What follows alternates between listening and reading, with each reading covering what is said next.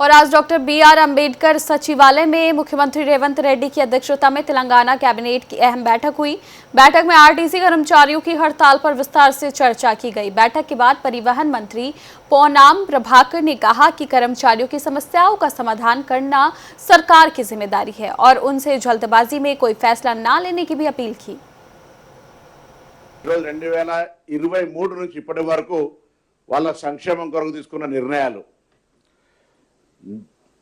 ఎప్పుడు కూడా ఈ ప్రజాపాలన ప్రభుత్వంలో ఆర్టీసీకి సంబంధించి అన్ని రకాలుగా పెండింగ్ సమస్యలు పరిష్కరిస్తూ భవిష్యత్తుకు సంబంధించినటువంటి అన్ని అంశాల లోపల సానుకూలంగా ఉంది.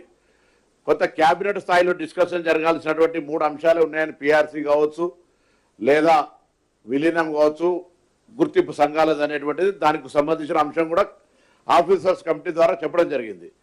కానీ సరే కారణాలు ఏవైనా వాళ్ళు ఆఫీసర్స్ కమిటీ చర్చ చేసి 4 వారాలు జీవోలు ఇచ్చిన తర్వాత కూడా ఈ కార్యక్రమం జరిగింది. సో ప్రభుత్వం గౌరవ ముఖ్యమంత్రి గారు ఉప ముఖ్యమంత్రి గారు సహచార మంత్రులందరం కూడా ఈరోజు ఆర్టీసీ కార్మికులకు విజ్ఞప్తి చేస్తా ఉన్నాం. దయచేసి ఎటువంటి తొందరపాటు ఆలోచన చేయకండి. ప్రభుత్వం పూర్తి స్థాయిలో మీ పట్ల సానుకూలంగా ఉంది.